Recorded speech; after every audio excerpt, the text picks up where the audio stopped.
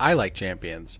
You like champions. Here are 6 champions that I would love to pull on my main account. I got my boy Virgus on the screen right now. Now this is a champion, especially earlier in my account, would have really liked to pull. And I'll show you why off one ability. Just one. Boom. Aegis. 3-turn cooldown. Continuous heal. Increased speed. Reflect damage.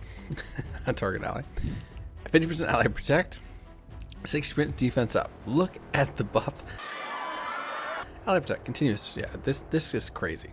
This guy's abilities are nuts. Good at clan boss, good for wave content. A1, 50% when booked, chance of placing a 30% reflect on a random ally. Well, okay, random's not as great. For 2 turns, and he's a defense-based champion. Yeah, this is definitely somebody that would have been very helpful at the beginning. And I mean, we didn't touch on the passive, which becomes a 1 turn, I guess. But it's a shield buff, 10% max HP. This is like a Scarab King. Like absolutely solo Scarab King type of boss vibes from this guy. This is a main character vibe and an epic. But I know, right? Nobody cares about epics, whatever. It's all about the legendaries. I get that. That makes sense to me, although pretty sick epic. Well, the cool news is you can actually end up with Virgus, and you can end up with our boy Corrado Foxhunter. This guy's going to come with the link down there in the description. You are going to get Corrado as soon as the tutorial's done, and you're going to get Virgus and 3 other epics once you hit the level benchmarks as you go. Totally free, no charge. The best way to start off your beginner account, or just a nice reroll starting with a Lego. What does this guy do? He's got a triple hitter A1, good everywhere with weaken, has a stun, has a block active skills, can't have his damage reduced, and has a crit rate aura. You look at him, you go, this guy looks intense. This guy looks like he's business. He is business. He's in the business of getting you W's. Now, let's hop back into Undead Hordes. Can you guess it? What epic would I be looking for in the Undead Hordes? It's not a Void. I tried to make sure I didn't just list Voids here because I'm very shy on Void heroes. It is Seeker. This guy is a clan boss king. He has such an incredible speed up fills turn meter. This is on a 2-turn cooldown because he gets an extra turn. This guy is absolutely insane at clan boss. His A1, I don't think people even know he has a provoke. He's in Bat Eater, like, yeah, it's incredible, okay? Seeker is far and beyond the best turn meter boost champ in the game. You'll see like Deacon Forever, for example, tries to copy this. So this is a 30% fill. Ignore even the increased attack, right, which is crazy. Let's compare that to my boy Deacon. 15% turn fill. Now he does decrease enemies, but this doesn't matter at all with Seeker. Using him in clan boss, 15%. It's double the fill using Seeker.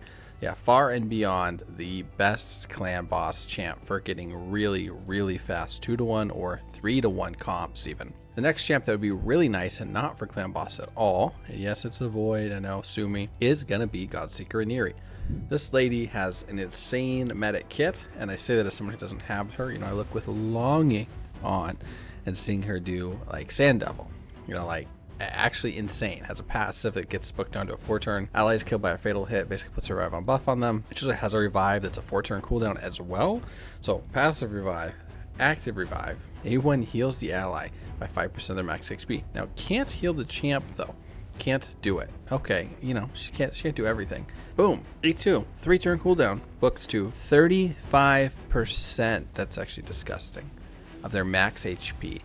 Then increases duration of all buffs and decreases duration of all buffs on enemies. Yeah, Godseeker Aniri, insane, and an insane duo champ, especially for Sand Devil. I mean, the strats I've seen that pulled off with her are crazy. It is her and, boom, Selenia, because Selenia actually provides HP burn and an accuracy up. So I've actually seen duo strategies with these two, and then she gets a turn meter boost each time HP burn is activated. Pretty cool champ, but you know, Godseeker Aniri is what's powering this, the giant friggin' battery that's getting that going, and we don't have her. Next up, going to Skinwalkers, is gonna be our lad Akemptum. I've had this guy on one alt account when I was grinding Chronum. I was very jealous. He looks super cool. You know, particles, I talked about that in the cat video. I'm just a sucker for particles. This is another cat type champ. I mean, sick. Just great aesthetics. Kind of weird to have eyeballs on the poison though. Noxious Claws, attacks one enemy 3 times, places poison debuff, spreads this if they're under hex. How do you get them under hex? Boom. this guy right here. A2 attacks all enemy, again, 3 times. Lots of hitting abilities here.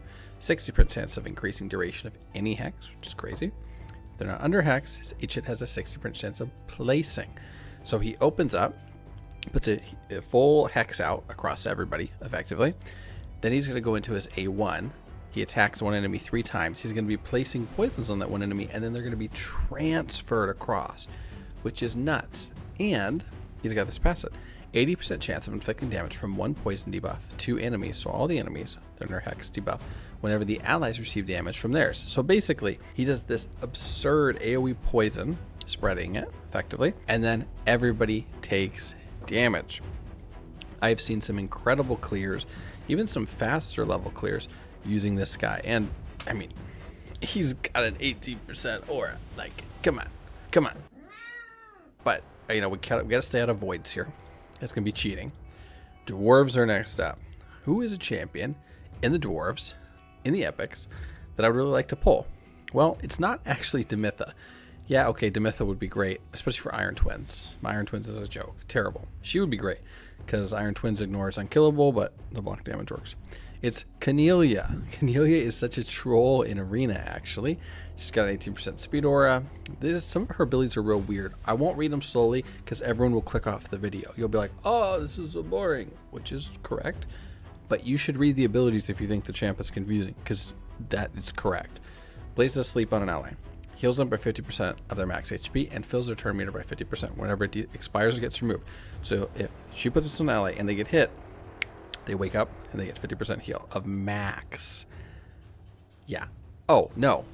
Well, they wake up. Heals the ally by 100% and completely fills their turn meter if the sleep debuff is lost to taking damage. I had them flipped. See, look at me. I'm even getting confused on this.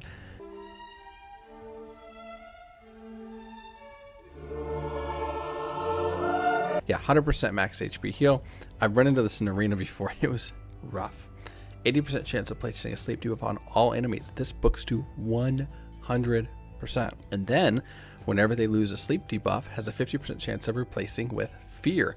And I assume that this is the same booking. So 70% chance of placing fear. A1, we're going in reverse here right now. Attacks one enemy, has a 40% chance of increasing the cooldown of the target. Skills by 2 turns at random. That's a lot. That's a 50% book up.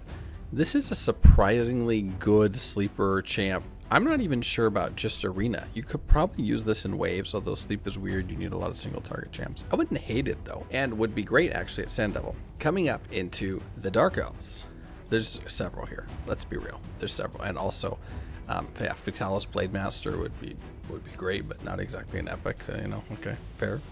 Madame Ceres, tons of sick abilities. A1 Fear, increases, debuffs, buffs. A2 attacks all enemies, 40% chance, books to 50, stealing random buff, places block debuffs on all allies. If a buff stolen, there's always going to be a buff stolen. You're using this lady in Arena, heck, even PvE content, unless it's a boss. Places a true fear. So you line up in Arena, maybe you've got a shield to sit on, maybe you have some attack up, you got something going on. Strips it, true fear on the champion that has it. That is toxic. That is just toxic gameplay. Removes all buffs from enemies on the A3, then decreases their attack and decreases their defense for 2 turns. This is a 4-turn cooldown. Yeah, this is actually sick. And then places a shield on this champion equal to 10% of their max. So I mean, yeah, at the attacker you get a debuff. This champ is out of control. Like as far as Arena goes, functionality. The one thing she doesn't have is like a 30% aura. Now, I have one more on here. I mean, this champ's not even on my list. I think Dark Hail would be awesome to get. If you don't know what he does, this is a Doom Tower champ. You get Doom Tower champs progressively as you go through and you do all the rare rooms, for example. This guy attacks one enemy 3 times, activates poisons. A2, places decreased attack, also decreases buffs, or increasing duration of all debuffs. Seems okay. It's a 100%. A3, 3 poisons and a sensitivity, which is crazy. Decreases their crit rate. Honestly, the particles on here don't really sell me on it. They're a little bit weird. I know I always mention the particles, but that one, that one's not really that hot. Okay, I have one last one. Oh, no, that's Gorgorab.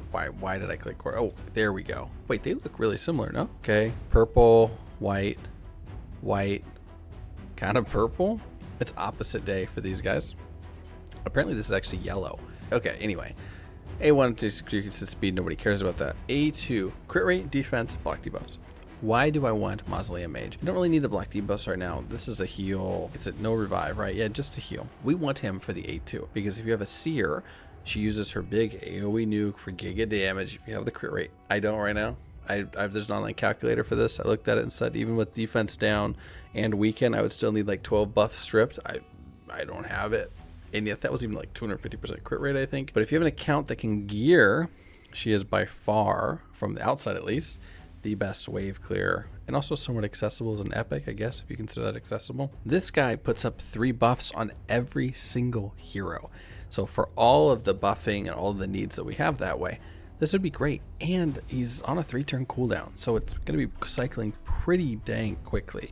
Yeah, Mausoleum Mage actually would be a pretty nice pickup, but just basically for Seer. That would be the only reason that I would need him. Ultimate Death Knight makes this list. It's not like legit because I said 6, here's a 7, and he's legendary. I'm breaking my own rules.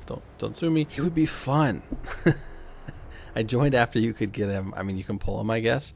He just is so tanky. Shield buff, continuous heal, 100% chance of blocking 1 hit. Like whenever an enemy's healed, heals them by 20%. Attacks all enemies, decrease attack, fear, and then provoke. Chance increases 55% against Legos. Like, oh, he just dropped his sword? Wow, okay. They had a good time with this one. Basically, all of the, well, a good amount of these undead would be pretty sick. Battle Khazar, Knave, I mean, yeah, okay. We all are going to want those, not just me. But those are the champions that I would be looking for if I had my pick. If I said, hey, you know, give me some epics, let's figure this out. That's what I would look for. I currently have very good epic roster though. Like I cannot complain. Whisper is by far hardest carry in the entire account. I've got Skull Crown, who was an early pull that I didn't do anything with until recently, and she's able to farm campaign with me. By the way, unrelated to this video at all, if you want to farm campaign in 11 seconds, this is Skull Crown, over 200 speed. I guess we're not even at 100% crit rate. It's kind of questionable, and like 150% total stats on crit damage. Yeah, we're not even fully booked, so we actually don't have any cooldown books into Corrupting Touch. This will get you an 11-second farm. That's a freebie for the video. Thanks for watching. Have a great day.